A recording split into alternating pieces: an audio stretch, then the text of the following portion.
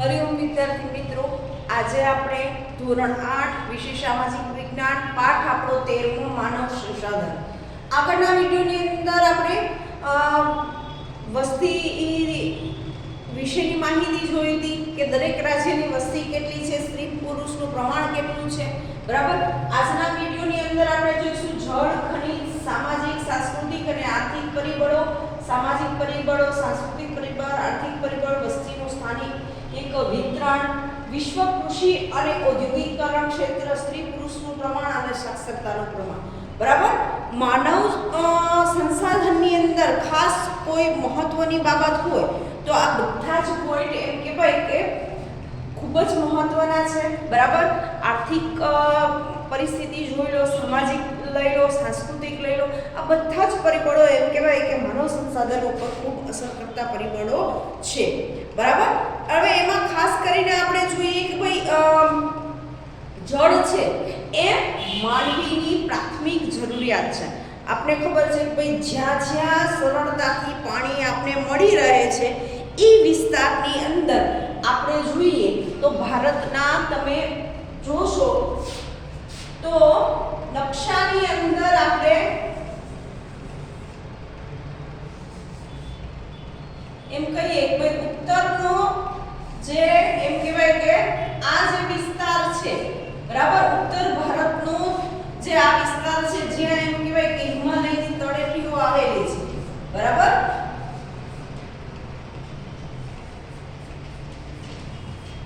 આ હિમાલય પર્વતમાળા આખી આવેલી છે.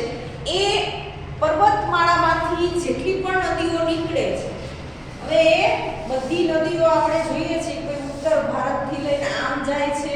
બરાબર.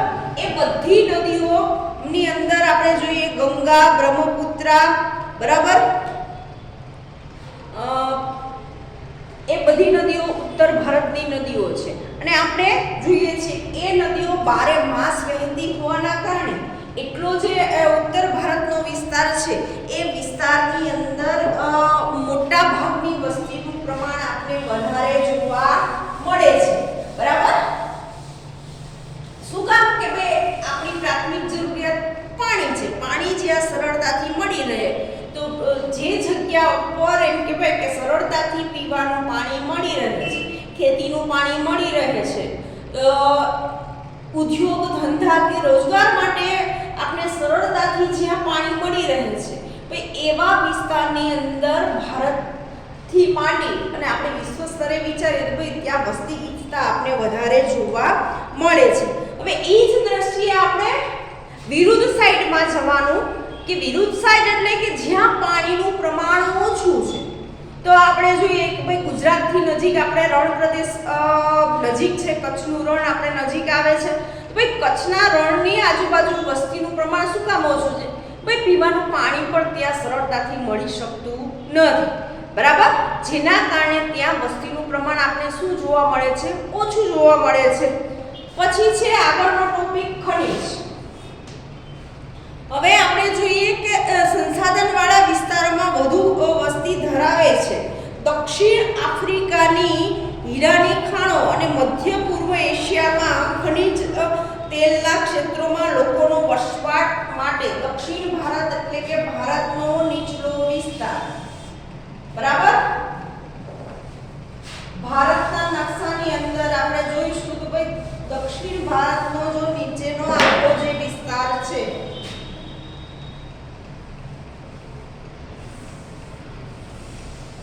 બરાબર, આ દક્ષિણ ભારત છે.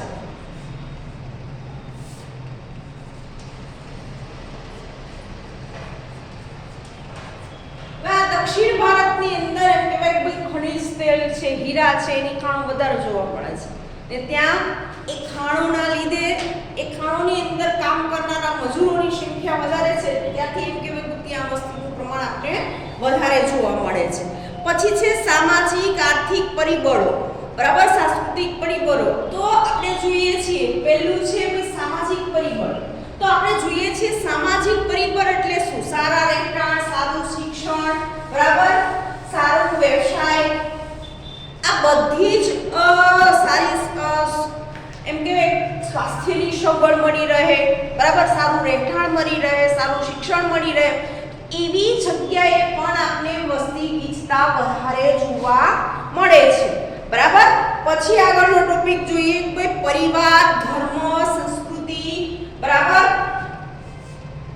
એ પણ ખૂબ મહત્વની છે અને ત્યાં પણ એમ કહેવાય કે ભાઈ વસ્તીનું આકર્ષણનું કેન્દ્ર બની જાય છે. સંસ્કૃતિ પણ એના માટે ખૂબ મહત્વનો ભાગ ભજવે છે. આપણે જોઈએ છીએ કે દરેક ધર્મની પકડ વધારે આપણે જોવા મળે છે. અલગ અલગ ધર્મો પાળતી ભારતની અંદર અસંખ્ય જાતિના લોકો વસે છે, બરાબર. તો એ રૂઢિચુસ્તતા પણ આપણે અહીંયા જોવા મળે છે કે જે ધર્મ પાળનારા વ્યક્તિઓ જ્યાં એમ કહેવાય ખસે ત્યાં એમ કહેવાય કે એ પક્ષ અથવા તો ભાઈ એ સંપ્રદાયના લોકો આપણે વધારે જોવા મળશે. હિન્દુ હોય, શીખ હોય, ઈસાઈ હોય, બરાબર, કે મુસ્લિમ સંપ્રદાય હોય, અલગ અલગ ઘણા બધા સંપ્રદાય છે ભારતની અંદર. તો દરેક સંપ્રદાયની એની અંદર સાંસ્કૃતિક પરિબળ પણ અસર કરતું આપણે જોવા મળે છે. હવે ઈ ઉપરાંત આપણે જોઈએ કે ભાઈ સાંસ્કૃતિક મહત્વ ધરાવે છે, ભાઈ વસ્તીનું આકર્ષણનું કેન્દ્ર બને છે. ભાઈ એની પાછળનું કારણ શું છે? તો વારાણસી, જેરુપુર, સેલમ અને વેટિક સિટીના ઉદાહરણ તમે જોઈ લો, બરાબર. 3 સિટીના આપણે પાઠ્યપુસ્તકની અંદર નામ આપ્યા છે. ભાઈ એ સિટીની અંદર એવું શું છે કે જેના કારણે ત્યાં વસ્તી વધારો આપણે જોવા મળે છે? ભાઈ સાંસ્કૃતિક પ્રવૃત્તિઓ ત્યાં વધારે થાય છે, જેના કારણે ત્યાં એમ કહેવાય કે ભાઈ વસ્તી ગીચતા એ 3 શહેરની અંદર આપણે વધારે જોવા મળે છે. પછી છે આર્થિક પરિબળ. આર્થિક પરિબળ એટલે કે ભાઈ સરળતાથી જ્યાં આપણે પૈસા કામી શકીએ, અથવા તો ભાઈ પૈસા એક ઓપ્શન આપણી પાસે જતો રહે, ભાઈ એમ કહેવાય કે એક જોબ જતી રહે તો કોઈ બીજી જોબ આપણે સરળતાથી ઓછા સમયની અંદર મેળવી લઈએ, તો એવા સ્થળની પસંદગી કરીએ તો પણ એમ કહેવાય કે ત્યાં પણ આપણે વસ્તી વધારો વધારે જોવા મળે છે.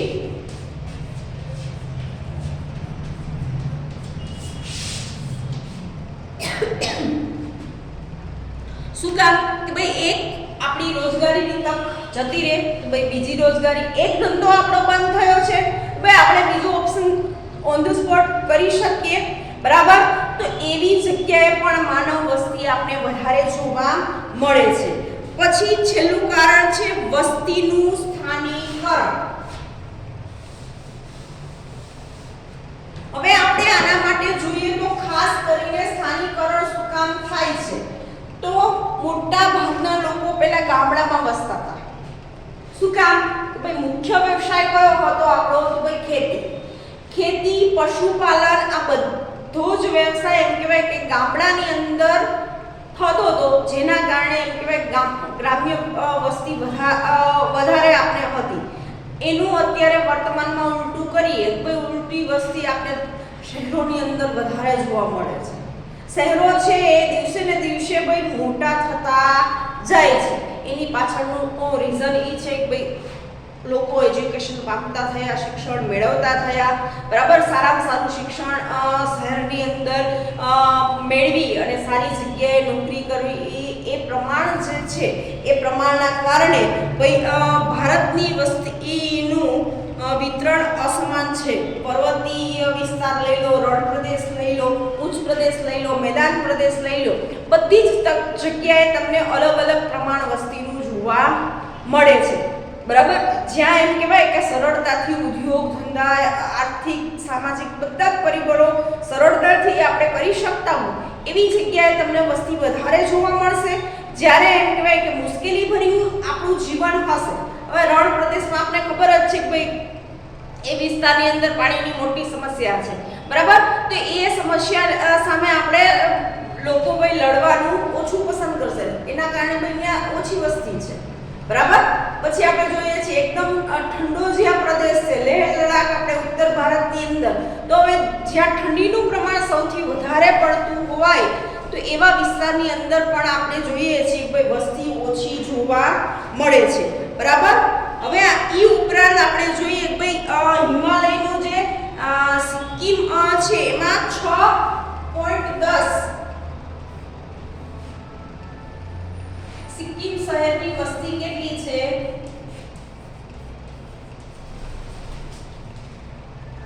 6.10 લાખ છે, તેની વિરુદ્ધમાં ઉત્તરની વસ્તી વિવિધતા છે, જેમ કે હિમાલય રાજ્યની વસ્તી બરાબર 19.98 કરોડ છે. હવે ઉત્તર ભારતની વસ્તી તમે જો સિક્કિમની આટલી જોવા મળે છે, તો એની સામે ઉત્તર ભારત જ્યાં એમ કહેવાય કે મેદાન પ્રદેશ છે, આખો જે વિસ્તાર છે ત્યાં 19.98 કરોડ આપણે વસ્તી જોવા મળે છે. આ 2011 ની વસ્તી ગણતરી પ્રમાણે. હાલ જો 2021 માં વસ્તી ગણતરી થઈ હોય તો આ આંકડા આપણે અત્યારે કહી શકત. ભાઈ અત્યારે ઉત્તર ભારતની વસ્તી કેટલી છે, તો આની અંદર 100% વધારો થયો હશે બરાબર.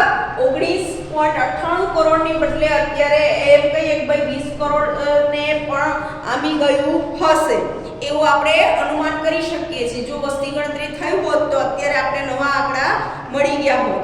તો આંધ્રપ્રદેશ છે, પશ્ચિમ બંગાળ છે બરાબર, એવા જેટલા વિસ્તાર છે ત્યાં એમ કહેવાય કે અડધાથી વધુ વસ્તી વસવાટ છે. હવે આપણે 29 રાજ્યો છે, તો 29 રાજ્યોની અંદર તમને વસ્તીનું પ્રમાણ વધતા ઓછા પ્રમાણમાં જોવા મળશે. ક્યાંક વસ્તી વધારે છે, ક્યાંક વસ્તી ઓછી છે. હવે ખાસ કરીને આપણે જોઈએ મહારાષ્ટ્ર રાજ્ય છે, તો એ રાજ્યની અંદર આપણે વસ્તીનું પ્રમાણ તમને વધુ જોવા મળશે. શું કામ ભાઈ? ત્યાં વસ્તી ગીચતા સૌથી વધારે છે. એનું રીઝન શું છે ભાઈ? ઉદ્યોગ ધંધા, શિક્ષણ બરાબર, સરળતાથી એમ કહેવાય કે બધી જ વસ્તુઓ મળી રહે છે એવા વિસ્તારની અંદર તમને વસ્તી ગીચતા વધારે જોવા મળે છે. વસ્તી વસવાટ કરવો સહેલો બનતો હોય કોને? કોઈ માનવોને વસવાટ માટેની બધી વસ્તુઓ સરળતાથી મળી રહેતી હોય એવી જગ્યાએ એમ કહેવાય કે વસ્તીનું પ્રમાણ વધારે જોવા મળે છે. આગળનો ટોપિક છે વિશ્વ કૃષિ અને ઔદ્યોગિક ક્ષેત્ર. હવે ભારતની વ્યવસાયિક સંરચના ખૂબ જ અસમતુલા છે. આપણે જોઈએ વસ્તીના આશરે 2/3 ભાગ છે એ કૃષિ ઉપર આધારિત છે. ભારત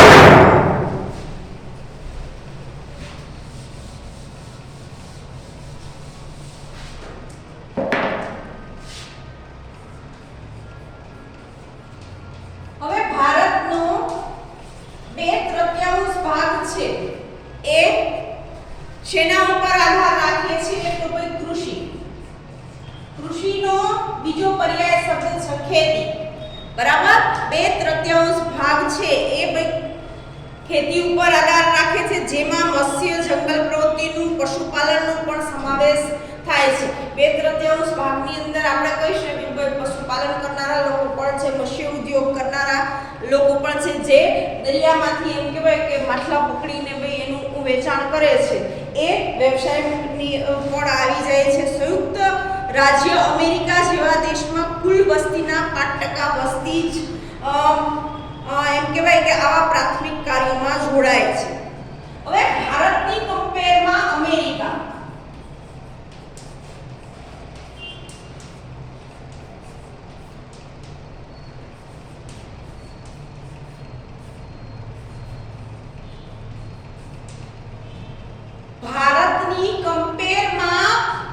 અમેરિકામાં 5% લોકો જ એમ કહેવાય કે કૃષિ સાથે કોઈ જોડાયેલા. ત્યાં કોઈ ખેતી કરવી ગમતી નથી. 5% જે વસ્તી છે એના 5% લોકો ભાઈ ખેતીના વ્યવસાય સાથે જોડાયેલા છે.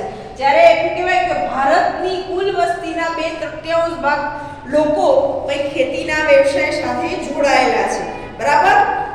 છતાં પણ એમ કહેવાય કે 10% ઓછા જ છે. વિકસિત દેશોમાં લગભગ 1/4 શ્રમિકો જોવા મળે છે. વિશ્વ સ્તરે જોવો તો 1/4 શ્રમિકો એટલે કે ભાઈ કામદારો જોવા મળે છે, જે એમ કહેવાય કે દરરોજનું દરરોજ પોતે કામ કરી અને મહેનતાણું લઈ આવતા હોય એને આપણે શ્રમિકો કહીએ છીએ બરાબર, કે જેને દરરોજના દરરોજ પૈસા મળતા હોય. એ પછી આપણે જોઈએ તો ભાઈ આ ઉપરાંત એક જ ભાગ મૂલ્ય વૃદ્ધિ માટે પ્રત્યક્ષ રૂપે સંબંધ રાખે છે. દરેક રાષ્ટ્રની સંપત્તિમાં આવકમાં વૃદ્ધિ થાય છે. ભારત મહત્વપૂર્ણ ક્ષેત્રોમાં ફક્ત 10% વસ્તી જ છે. મૂડી અને આધુનિક ટેકનોલોજીની અછત અવરોધક છે. આપણા કુલ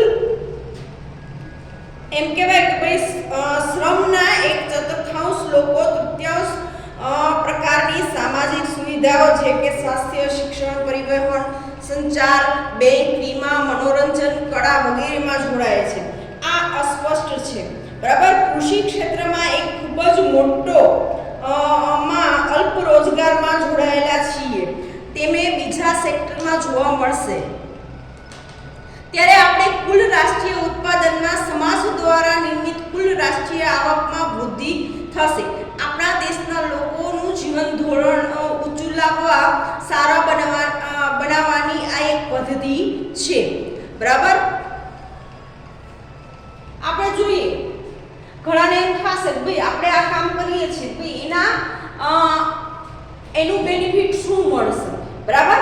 તમે કોઈ પણ કામ કરો છો ભાઈ એનું બેનિફિટ આપણે પોતાનો જ વિચાર કરશું તો નહીં ચાલે. આપણે આપણા રાષ્ટ્રનો વિચાર કરવાનો છે, આપણા દેશનો વિચાર કરવાનો છે. ભાઈ કાંઈ પણ કરીશું ભાઈ આપણા રાષ્ટ્રને શું નુકસાન થશે, આપણા દેશને શું નુકસાન થશે. એ જે નુકસાન થાય છે એ કેવું છે ભાઈ સહિયારું નુકસાન છે. બરાબર. આપણે જોઈએ છીએ કે આપણી આસપાસ જેટલા પણ જાહેર વસ્તુઓ છે, જાહેર સ્થળો છે એને નુકસાન કરીએ તો ભાઈ એ આપણે સહિયારું નુકસાન થતું જોવા મળે છે. આપણે જોઈએ છીએ બીજાની સરખામણીમાં આપણે ઘણી બધી વસ્તી એવી છે કે જેને પ્રાથમિક સુવિધાઓ પણ મળતી નથી. બરાબર. સ્વાસ્થ્યની હોય કે ઘરની હોય કે XYZ.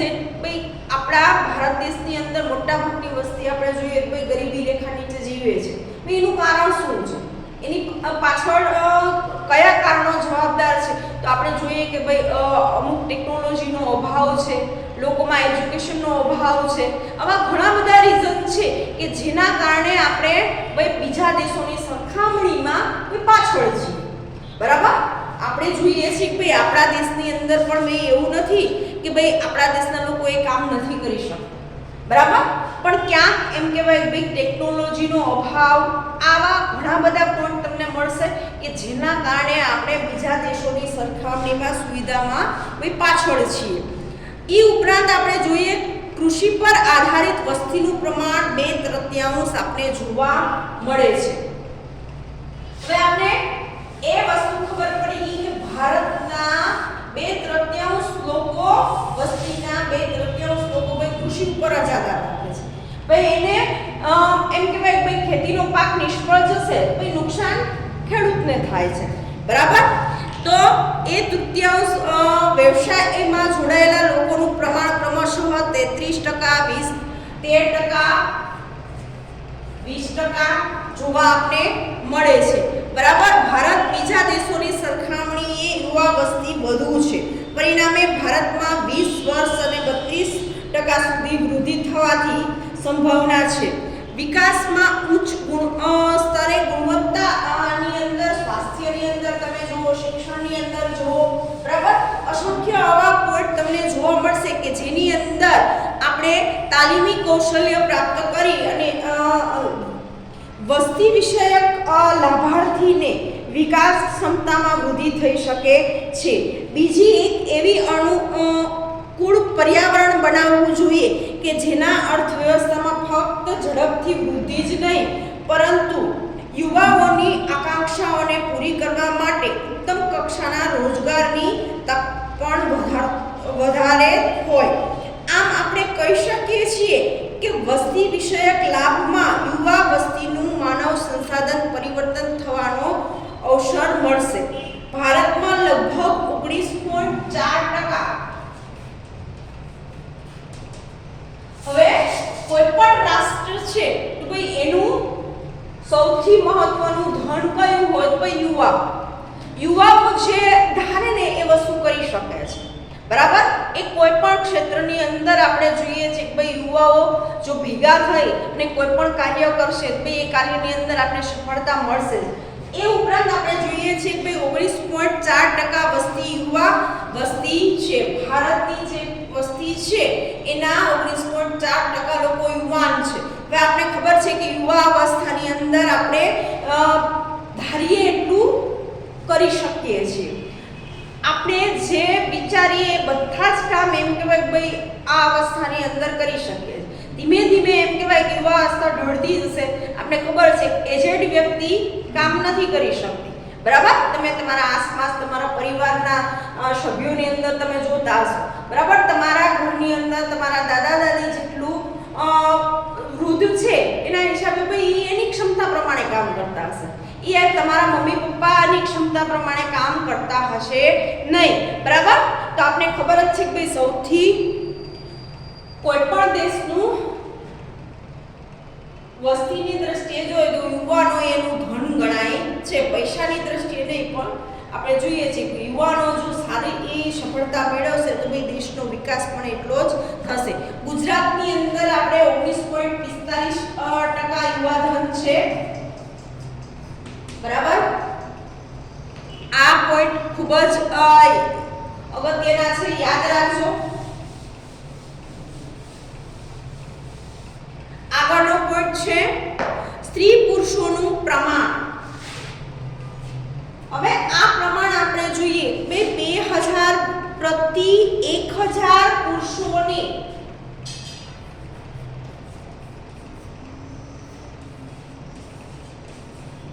પ્રતિ 1000 પુરુષોની વસ્તીમાં સ્ત્રીઓની વસ્તીનું પ્રમાણ કેટલું છે એ આપણે જાણવું હોય તો એના માટેનું આપણે ભાઈ સૂત્ર દર્શાવેલું છે. સ્ત્રી પુરુષનું પ્રમાણ બરાબર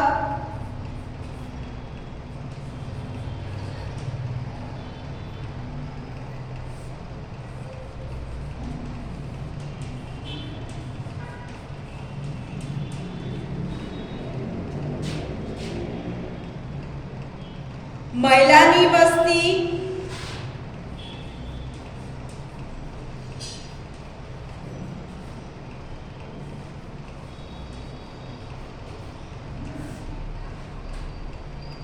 છેદમાં પુરુષની વસ્તી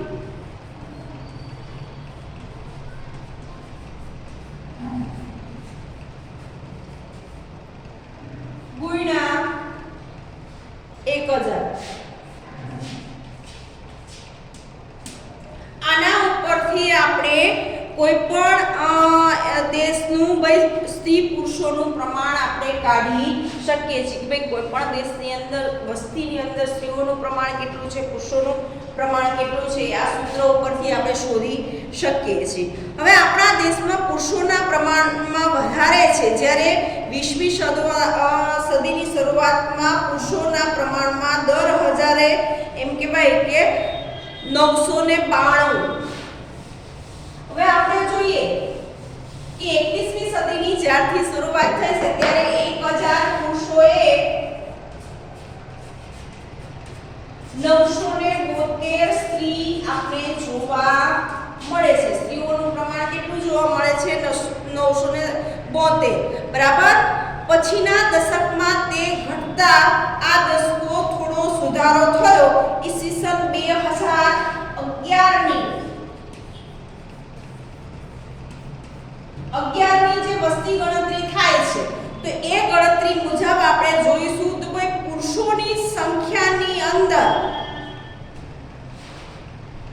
તમને 1084 એની સમકક્ષ સ્ત્રીઓનું પ્રમાણ તમને કેટલું જોવા મળે છે તો ભાઈ 1037,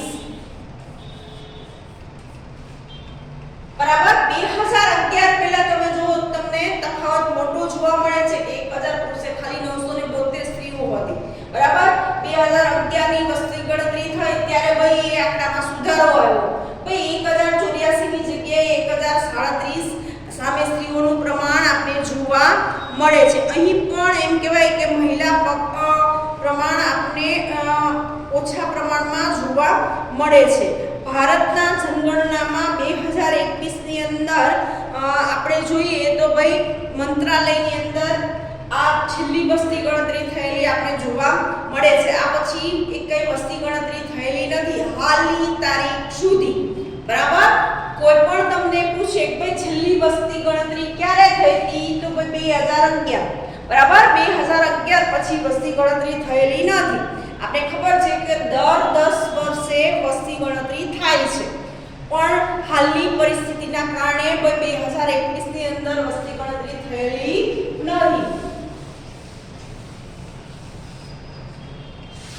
પછી છે સાક્ષરતા પ્રમાણ. સાક્ષરતાનો અર્થ થાય છે ભણેલી વ્યક્તિ, બરાબર, કે ભારતની કુલ વસ્તીના કેટલા પર્સન્ટેજ લોકો હોય ભણેલા છે. તો એની અંદર આપણે જોઈશું તો આપને ખબર છે કે ભાઈ એની અંદર પણ સ્ત્રી પુરુષ, બરાબર, લગભગ આપણે જોઈએ તો ભારતની અંદર દર 5% એ સાક્ષરતાનું પ્રમાણ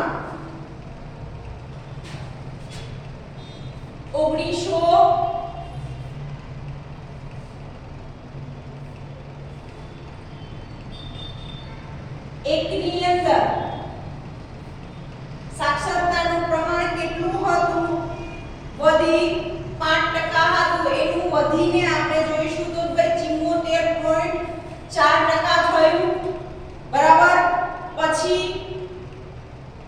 એ જ પ્રમાણ 2011 ની અંદર તમે જોઈશો તો ભાઈ 82.1% સાક્ષરતાનું પ્રમાણ જોવા મળે છે, બરાબર. એટલે ભાઈ શિક્ષિત લોકોની સંખ્યા દિવસે ને દિવસે ભાઈ વધવા લાગી છે. ભાઈ લોકો અભ્યાસમાં રસ લેવા લાગ્યા છે.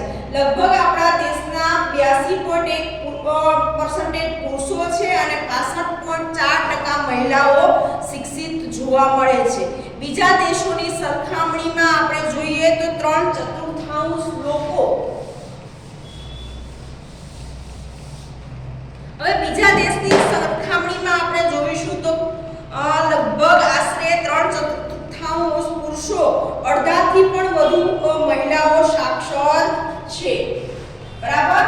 મહિલાઓ પણ હવે એમ કહેવાય પહેલાના સમયની અંદર શિક્ષણ નહોતી લેતી, પણ એની અંદર સુધારો આવ્યો અને હવે આજે આપણે જોઈએ છીએ કે મહિલાઓ પણ શિક્ષિત થવા લાગી છે, જેના કારણે આપણે સાક્ષરતા દરને સુધારી શકીએ છીએ. રાજ્યમાં વધુ છે તેના પરથી 92.3% લોકો લક્ષદ્વીપમાં છે, 91.6% સાક્ષર મિઝોરમમાં છે. ત્રીજા સ્થાને આપણા દેશમાં બિહારમાં 63 રાજ્યોમાં સાક્ષરતા દર સૌથી ઓછો છે. ભારતનું બિહાર રાજ્ય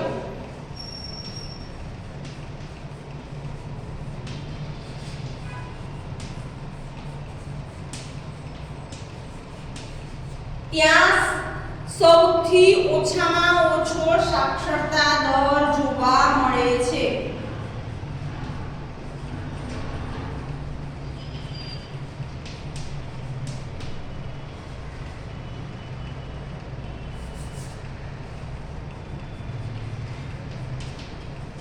એ દર છે 63.3%. આટલા ટકા જ એમ કહેવાય કે ત્યાં વસ્તી શિક્ષિત છે, બાકી બધા જ એમ કહેવાય કે ભાઈ અક્ષર જ્ઞાન ધરાવતા નથી, બરાબર. આના ઉપરથી આપણે કહી શકીએ છીએ કે રાજ્યમાં વસ્તીનો દર વધુ છે, એની સામે મહિલાઓનું સાક્ષરતા પ્રમાણ પણ વધુ આપણે જોવા મળે છે. પહેલાની કમ્પેરિઝનમાં આપણે જોઈશું કે પહેલાના સમયની અંદર તમે જ્યારે 2011 ની વસ્તી ગણતરી થઈ એ સમયે એમ કહેવાય ભાઈ એની અંદર પરિવર્તન આવતું ગયું. પહેલાના સમયની અંદર જ્યારે સ્ત્રીઓ શિક્ષણ નહોતી લેતી, બરાબર, 2011 પહેલાની તમે સાલ આગળના 10 વર્ષ જુઓ તો એ 10 વર્ષની અંદર તમને આંકડો અને 2011 પછીના આંકડા, હવે કદાચ અત્યારે 2021માં ગણતરી થઈ હોત તો એ આંકડામાં વૃદ્ધિ થઈ હશે, બરાબર. સ્ત્રીઓ વધારે શિક્ષિત થવા લાગી છે. ઉદ્યોગ ધંધા લઈ લો, કોઈ પણ ક્ષેત્ર એવું નથી રહ્યું ભાઈ સાક્ષરતાનું પ્રમાણ વધ્યું ના હોય, બરાબર. તો આ પાઠની અંદર અહીંયા સુધી આપણે રાખીશું વિદ્યાર્થી મિત્રો. આપણા આ પાઠના બધા જ પોઈન્ટ અહીંયા પૂરા થાય છે. આગળના વિડીયોની અંદર આ પાઠના પ્રશ્નોની ચર્ચા સાથે મળીશું.